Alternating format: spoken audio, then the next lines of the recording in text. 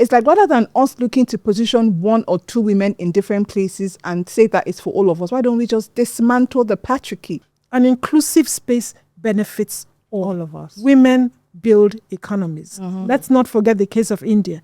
They were pulled out from poverty capital of the world by the informal economy run by women. We build economies, and that's why bringing more women in is simply smart economy. But I was like, okay, so not just political, it has to be strong. But I'm Maybe there's something weak. else. Intentional political will is very important.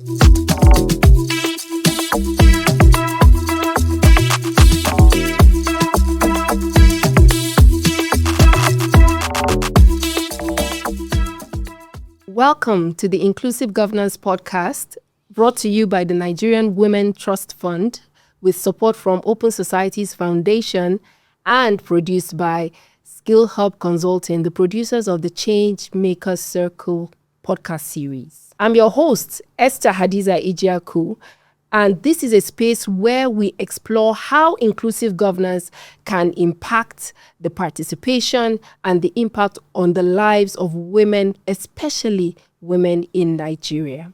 In today's conversation, we will be exploring understanding the ruling and debating feminism, neoliberal movement, or revolutionary struggle.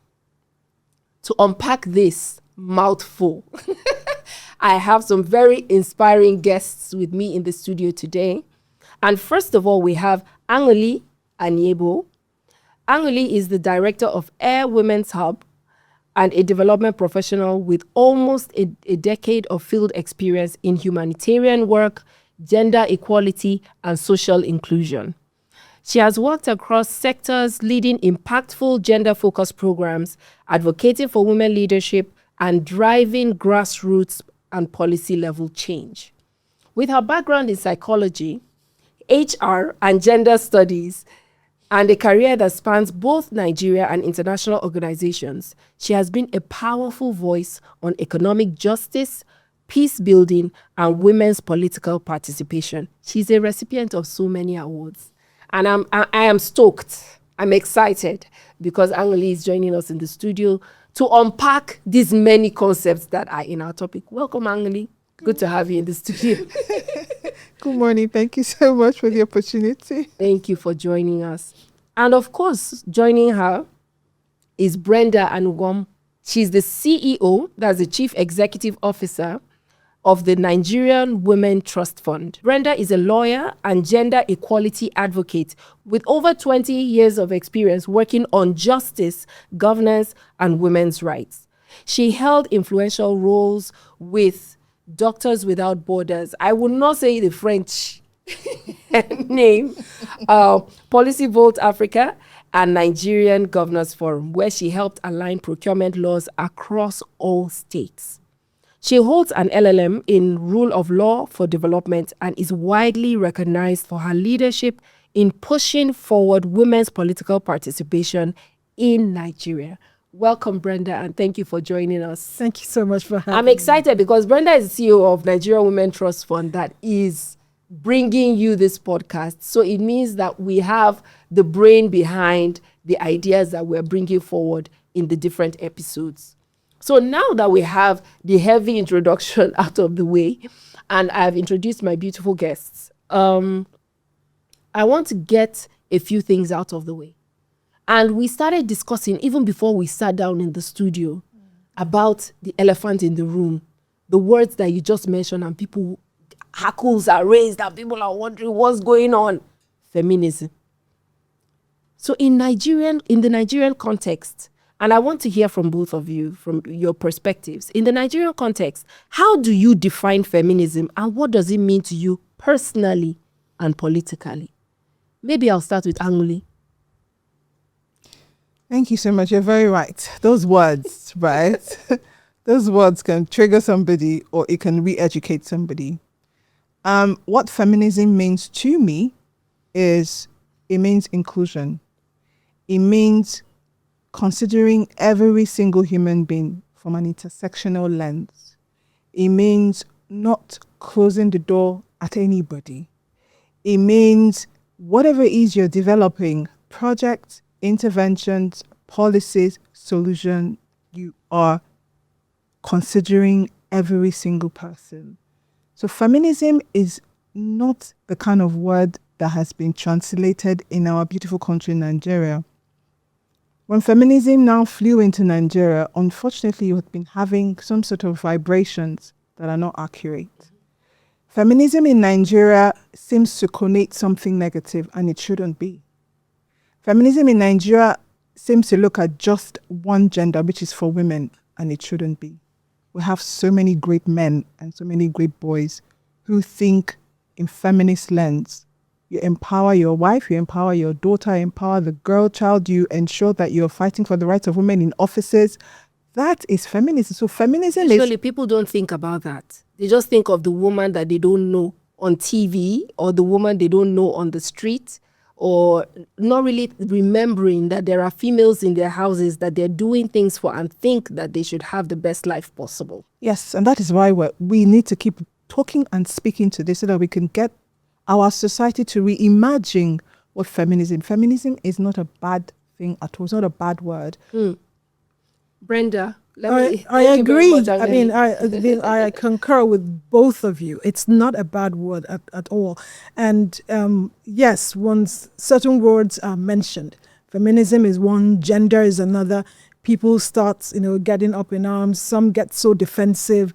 But I mean, these words shouldn't actually trigger such responses. And that's because feminism simply means just your belief or your take in life that every person, every human being matters and deserves opportunities. And that is why, as parents, we take our kids to school. We don't look at, oh, you're a boy or you're a girl. You take your girl child to school. You take your boy child to school. You ensure that they get the best education because you want them to get jobs in the future or be innovators, create their own jobs, be useful to the society. This morning, I was just watching TV and I saw, graduates of at the NDA, and we saw proud dads and moms there cheering for their kids. If your daughter graduated, you're cheering for her. You're a feminist because you have already, watched her, groomed her since she got there. And some of them even came to help decorate their kids. Those are things that give you joy. So feminism is not a bad word. On a personal note, it's not a bad word at all. That gives me a lot of pride because I went to military school.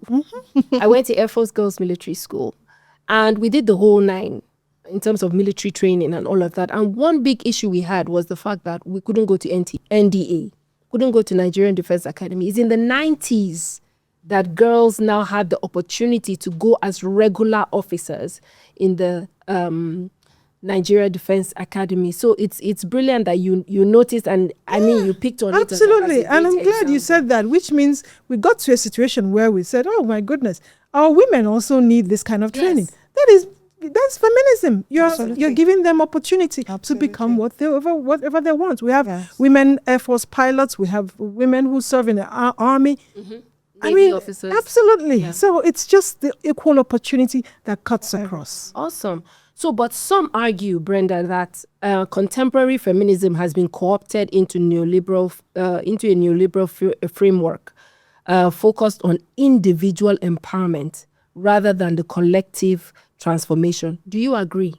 First of all, I don't believe that there's something called neoliberal feminism, contemporary feminism. I look forward to surviving this episode. Feminism. I'm serious. I don't believe in it because the push or the movement for equal opportunity didn't start today. So I wouldn't call it neoliberal.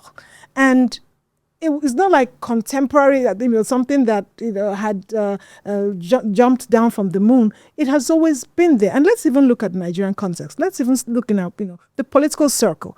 We've had the greats like Funmilayo Ransome Kuti. We've had Margaret Ekpo, Flora Wampa, who wrote. These people have been there, speaking for the women. Not just for women because, men should not be spoken for, but to also identify that these are part of the society. And when we all work together, as a collective, the country develops better and faster. So I don't believe in neoliberal or contemporary. Feminism is feminism. It cuts across. It's been there from beginning of time. And right now we do have maybe a higher push because people are more aware of the gains of involving everyone, inclusion. So maybe that's why people say neoliberal, but I just think it's the level of awareness. We have more awareness right now, and we have more people pushing for inclusivity. So perhaps that's why people label it neoliberal, in my view. Maybe a bit closer, looking at it a bit closer, neoliberal being focused on the individual. What I'm taking from it is that you're looking at the supply side. So whether the women are ready, whether they're empowered, whether they have choice, and all of that, versus the systemic change. Well, I don't know. If I can come in. So neoliberal feminism, you're right. It started a long time ago from liberal feminism. So liberal feminism was started by middle-class white women who didn't think that they had a stake in the pie, right? Mm-hmm. From, professional point of view. And the liberal feminists were countered against by the radical, because you're saying that liberal is for white people. You're not looking at what black women are. And then from the radical feminism, it now morphed into women in development, and now morphed into women and development, and now morphed into women in environment, so ecofeminism. So it all came, but I think the point about the question for me is neoliberal feminism is individualistic. Yes. So it's like one woman in different organizations, pockets of women identified, and when these women are identified and they make it, is from a self-improvement point of view. So we've got pockets of women that we mention in our country. Me even personally, in politics or whatever. We mention them, and I usually ask, why is there just one of this person, one of this person, one of this person? So that's neoliberalism. Now, for the revolutionary, which is sort of cut away a little bit from radical, it's like rather than us looking to position one or two women in different places and say that it's for all of us, why don't we just dismantle the patriarchy? Why don't we dismantle those root causes, those social norms that made all of us have this issue in the first place? Mm-hmm. Why don't we just radicalize it and just unpack it? So the collective of the convention is that the collective should be greater than the personal notion. The collective of women like us pushing like the 35% affirmative action is for every single woman, every single girl, every single person in Nigeria. Neoliberalism is taking one woman and putting her in a position and say that we've all won. That's woman leader. So yeah, it's a good example. Yes. So woman leader. We have men who are chairmen of women's committees and so revolutionary is saying that let us rejig this foundation of patriarchy. Patriarchy affects men and women. Yes, right? Actually, yes. And just like she said earlier, gender is man and woman. So let's shift this base. Let's take all of these issues away and let every single woman come on board. Let's make a case for every single woman as opposed to neoliberals. And I can tell you a lot of women who are neoliberals in our country. Yeah. But I don't think we're here to mention names. We're not here to mention names. I mean, they have advantage. They have certain advantages, and that's how come they got to where they are. They're actually the exception, rather than the rule. Generally, we should have as many of them as possible. Inclusive Governance Podcast is brought to you by Nigerian Women Trust Fund with support from Open Society Foundations and produced by Skill Hub Consulting. You jumped straight into what I was going to ask, Añuli. So I'm going to go back to Brenda to ask, how do we ensure that advocacy for inclusion translates into structural change rather than symbolic representation? So thanks, Brenda. Thanks a lot. And, what Añuli talked about, looking at one woman and just empowering her and, the focus on her. But I see it beyond that. If you empower one person in this circle, another circle empowers another, circle empowers another. in the long run, in the collective, there are women that are being empowered. So that's why I don't believe in that neoliberal, like if in this circle you have this one person, okay, another circle there will be another one person, another circle there will be another one person. Yes, we may not be at the same pace as the men, but at least we are moving. There is some sort of progress. And in terms of structure now, looking at the whole thing, I just tried to look at the concept I read about someone, a researcher wrote about the evolution, revolution, and the neverlution. Okay. So in terms of the revolution, it's, the push, the activism, let's have more women, let's have inclusive spaces. That's structural change. Yeah, so that's the revolution. Yes. The evolution is, the activism is making an impact, and the norms are shifting. So there's cultural change, we're changing the trajectory and the rest of it. So which means the activism is working. Then the neverlution is now when there's a pushback. Certain people feeling, we're about to be replaced. The fear of being replaced is one of the worst any human being can have. Mm-hmm. And you see, they start to push back. So that's where I think, and I believe that the words feminism and gender became that, attacking field, because they feel these are some of the things that you've put in, or these people have put in order to get us replaced. So that's the lens I'm going to look at. Añuli, would you like to add anything? Basically, I was trying to find out more about how advocacy for inclusion can translate to structural change rather than being more cosmetic or symbolic. Yes, I think it's a very apt question, because as you were saying earlier, we're still going to keep on advocating. And activism is a feminist language, is a tool. For me, there's some critical things. There's something I read somewhere that says strong political will. I think I was reviewing how Uganda and Rwanda got a lot more women in positions of parliament. And they said strong political will. Mm-hmm. I know that in our country, on our space, you like that word, political will. If there's political will. But so somebody now says strong. I was like, okay, so not just political, it has to be strong. It has to be strong. But I've added something else. Intentional political will is very important. And then when I was meditating through, I thought, you know what? We need to lobby. Lobbying is another terminology that is seen very negative. But some people are paid to lobby and make sure that the policies that we're having is seeping through. We have to speak to people, re-educate people, and put more work into it. Now, unfortunately, there's also a research that shows that when we do all of this activism, and we have women in positions of leadership, it doesn't necessarily translate to policies that are effective for the community, right? So what do we do about that is what you're asking. So those campaigns have to be intentional, has to be targeted. And we have to ensure that we also advocate that there are committees that are in the National Assembly or in state assemblies that women should occupy, and it should be mainstream to ensure it is actually answering and resolving the issues surrounding what we want. Mm-hmm. Because that is what I saw in the research that was lacking. Even in Rwanda, Uganda, and South Africa, in their feedback regarding how they've done all of this affirmative action, I read that they still have that issue because direct voting of women is still limited. Yes, you have representation is there, but actual policy, you've got to campaign, you got to be it's not just strong political will, it's got to be intentionally strong as well, and have all the resources that you need. Have to. And then lastly, I'll have to end by saying, I now realize that we need to have our own M&E agency. Nigeria needs a monitoring for Nigeria, or just for women issues? No, for like the policies that we have, 35% affirmative action, say if it's passed, or reserve seat bill is passed, for example, which of the agencies is monitoring it? Because what we realize that when you mainstream all these agencies that we say we're going to go and advocate and meet stakeholders and talk to them, who is ensuring that these policies are actionable?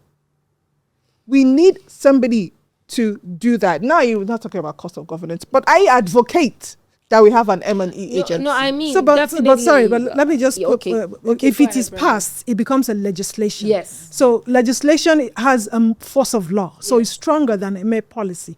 So in that way, whether we have an M&E agency or not, it is the law, so you have to comply. So if the people don't comply, then you go to court. It happened in Senegal. They had the gender parity law, and they insisted that under the law, the political parties have to field a certain number of women. When certain political parties didn't, others went to court, and those political parties were disqualified from contesting.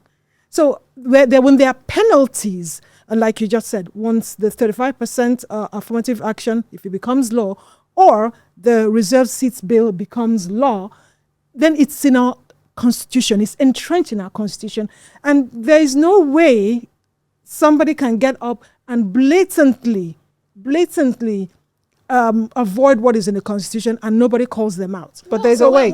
In Nigeria, there is a way. Then we go to court. That's why we have the courts. So you go to the court. You go to the court to enforce. There's a way, because like it happened in Senegal. Even in these African countries, right? You're very correct. But guess what? They also did intentionally. The judiciary was intentional. Their judiciary, if you check these countries, they have a very vibrant, strong judiciary system who you can take anybody to court and it will work. So going back to your previous questions about making sure that this works, the judiciary has to be intentional. And that's something that I found, so thank you for mentioning that, in all of these other countries that was supporting all of the legislation, as you put it, or even if the agencies who come under the legislation as well, who want to make it work, they would not want to be disciplined. I think what I'm getting from what you're saying is that this, it's not enough to even have the right, to have the law. It has to be implemented, and there has to be the will to make it work, right? Yeah, absolutely. So, which brings me to a quick question about the ruling. Yeah. The ruling is about even a policy, right? Sorry, which ruling is the that? Ruling on 35%. The 35% affirmative action is still within a policy. Yes. So as a policy document, it's not justiciable. Yes, that's my point. Yeah. So as a policy document, you can't even you can't have the M&E, you can't enforce it. Pretty much, it's more like a recommendation, and having a framework that would guide you if you are willing. We're back to the willingness. So what do you think, Brenda, do you view this ruling itself as you don't like the neoliberal reform? So I would say, is it a revolutionary step towards dismantling patriarchy in governance? Because this is still at policy stage. The excitement, I remember when the ruling was passed, there were pictures, the media coverage, blah, blah, blah. And then now we're here. So have we made that impact that we thought we were going to make in terms of shifting norms and patriarchy and all of that? Hating to be a Debbie Downer in this case. 2022, when we received the judgment, everybody was like, we were very happy. We are, we've made a headline, this is a groundbreaking judgment, which actually it is. But, nobody acted on it. Nobody acted on it. So that is why we need to move a step further with this reserved seats bill, and then have, the Constitution amended or altered on sections 48, 49, and 91, so that we'll have seats that are just reserved for women. And I don't want people to look at them as tokens. And it's just for 4 cycles, actually. Well, just four cycles, then we review. Yes. I don't think it's 4 cycles, then we quit. Okay. We review to see, well, has this encouraged more women? Because that's the final target. Let's encourage more women to run.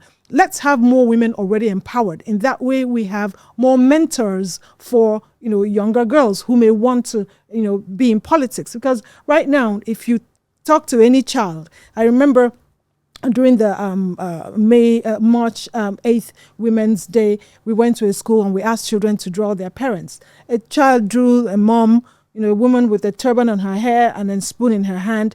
drew the dad, somebody with broad shoulders, suits, and then next to him is a car, which means dad is going to work, mom is cooking the kids. So in our minds, we've been socialized to see leaders to have the shape of a man, which is not a bad thing. But there's nothing wrong with seeing a leader as both male and female. So when we have more women representing us in the state houses of assembly, at the National Assembly, then younger people, children can start seeing leaders shaped like women.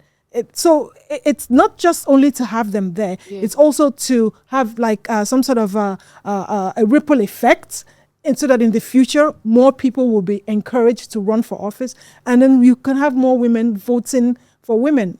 Today on the news, somebody mentioned the case of Sarah Jibrin, who went somewhere and there were women jumping, all tying wrapper with uniform, and then she had one vote. And she remembered she voted for herself. Yes. So that vote was hers. So all those that had the wrapper and the uniform, none of them voted for her.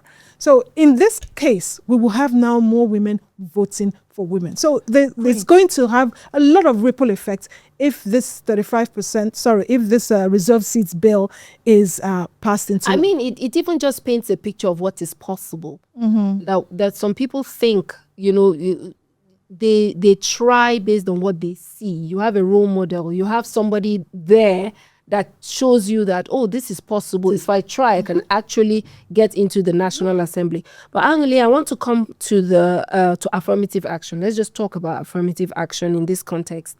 Why does it matter? Why it matters for women's political participation or inclusion and governance? Why do we need affirmative action in the first place? Why do we need it for women's inclusion and governance? Okay. Thank you for that question. Affirmative action for me, is an inclusive word, even if it sounds quite harsh. Affirm. Like gender and feminism. Yes. I don't know why they use affirmative, but I get the gist, but when you're talking about language and terminology and conceptualization. So affirmative action for me is important because women have been historically disadvantaged, economically disadvantaged. It didn't happen pre-colonially. Let's get that fact right. Okay, because, I'm Igbo and we're not economically disadvantaged, right? A lot of women from Hausa, from Yoruba, you mentioned, from Lara, some Kuti, a lot of powerful women. Colonization came, and we had to be seen in a Victorian era. So in the bed of colonization, the Western people told us that for us to be colonized, we had to leave some of our behaviors aside. And the women were likened to behave like the Victorian women, like their wives, who were doing nothing but keeping house. Yes. And we African women, in distress. yes. Yeah. So that's where all of that, and I really always preach about history, because when you learn history, you really learn who you are as a woman in Africa. You center yourself very, very well. So affirmative action is now coming to say, listen, we are playing catch up now, right? All of these laws that have come into place colonially has disadvantaged us. Now we have to play catch up. What is the best tool or process for us to use to play catch up? That's how I've tried to simplify it. So affirmative action. Let's ensure that we have a percentage of women in specific spaces. Let us make sure that it is possible so that these women can then come into positions of leadership. And then we can begin to mainstream it around, and then policies, legislation can begin to transform society. The frameworks we need. We need affirmative action. Yeah. And we've thrown around different percentages. Some have started arguing about 50%.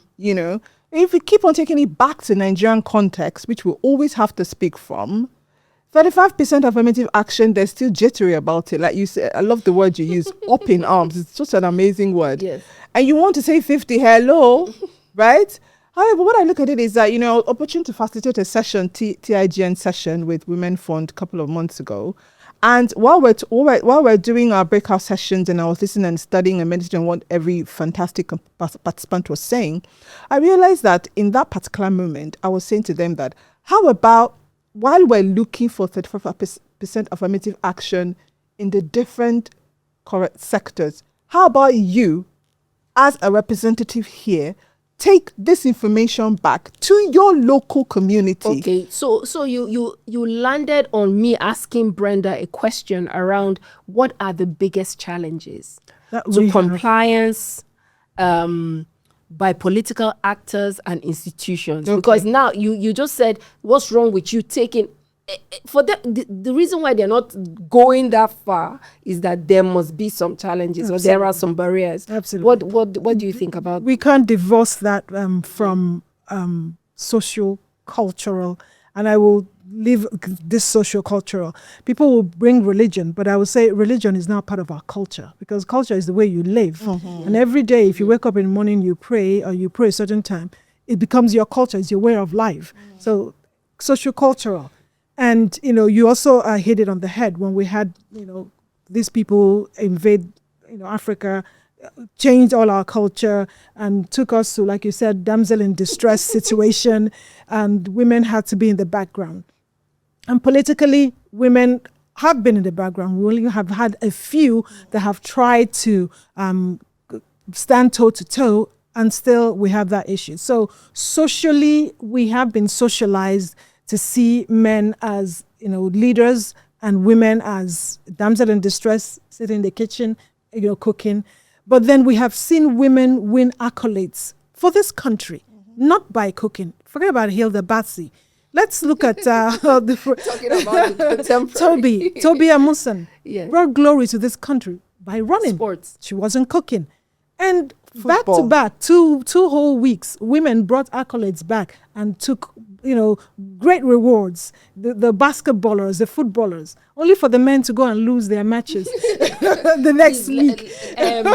Brenda, let them listen to our podcast. So we have shown resilience. We've shown that we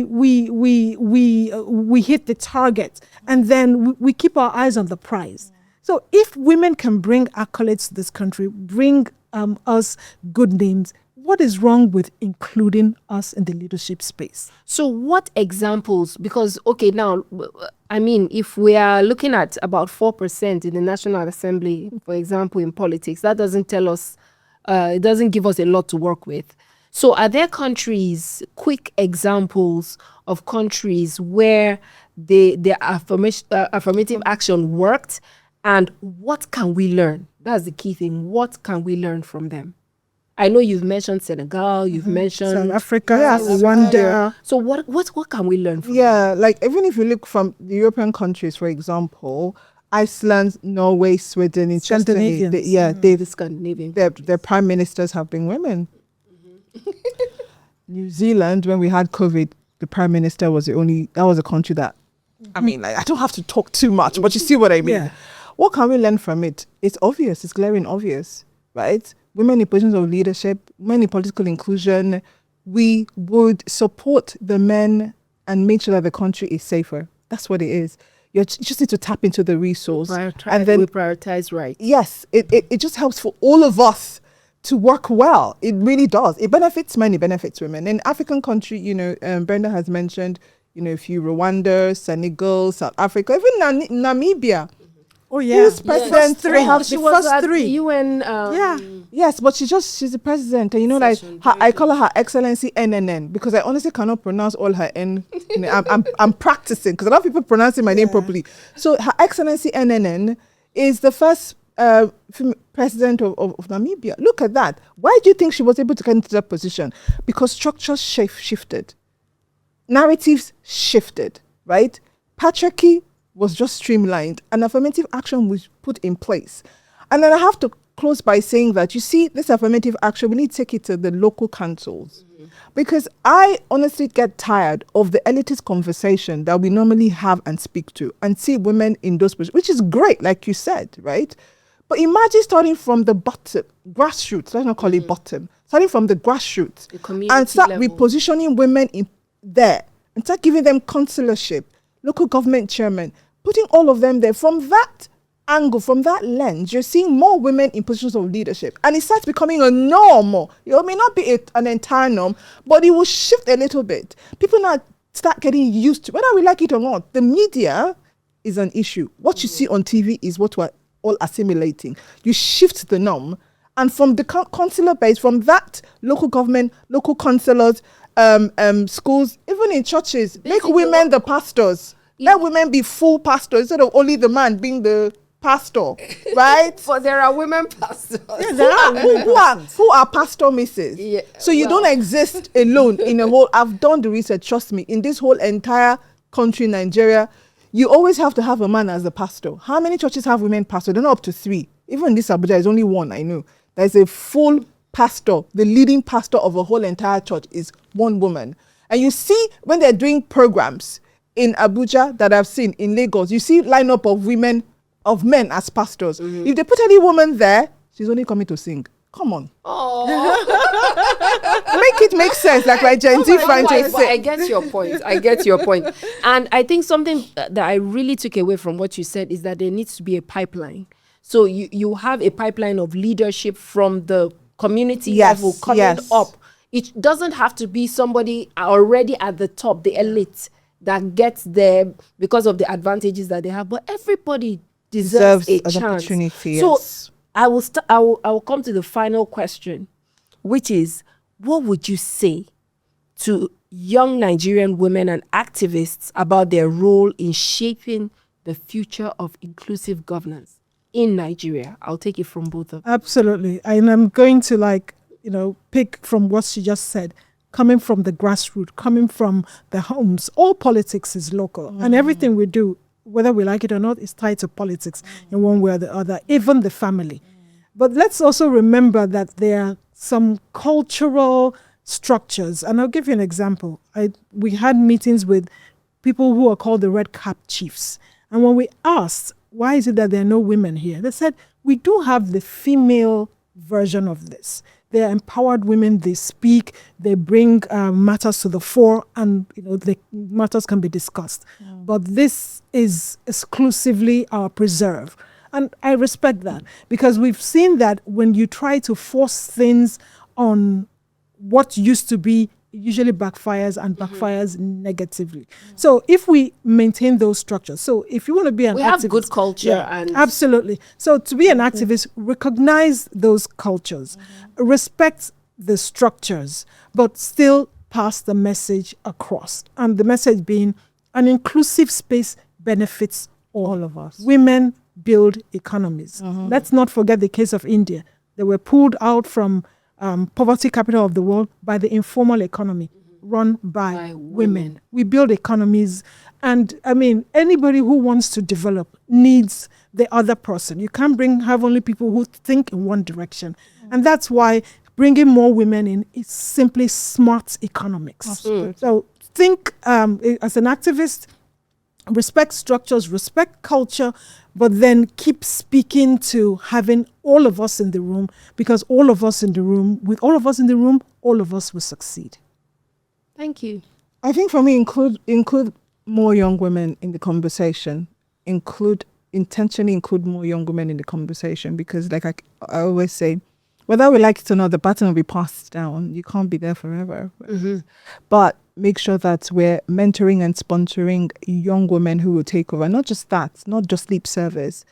Actively putting them in those spaces to test their capacity, to test their competence, and to build on it. Because that's how you can get them rising. This reserve seats bill is very important, in my opinion, that young women are mainstreamed, and then you envision them in the reserve seats bill. Like my story right now, my narrative right now is maybe in the next 4 years, or in the second cycle, the next 8 years.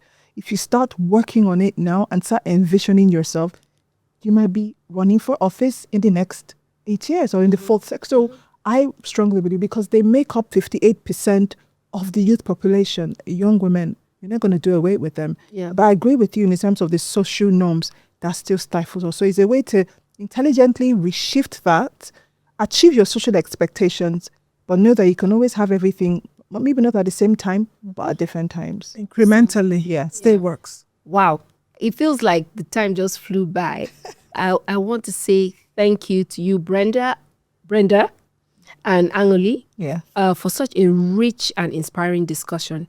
You helped us better understand so many terms and concepts, I think. Feminism, neoliberal feminism, gender, and then also more insight into the ruling for affirmative action and the impact it can have on women, not just women, even on society in general, because we need to look at it like from the big picture. I want to thank you, our listeners, our viewers, for tuning in. The Inclusive Governance Podcast is brought to you by the Nigerian Women Trust Fund with support from the Open Society Foundation and produced by Skill Hub Consulting. If you enjoyed today's conversation, please subscribe, share, and join us again next week for another engaging discussion with other amazing, amazing guests. I'm your host, Esther Hadiza Ijaku. Until next time, stay engaged, stay informed, and keep building the future we want. Thank you.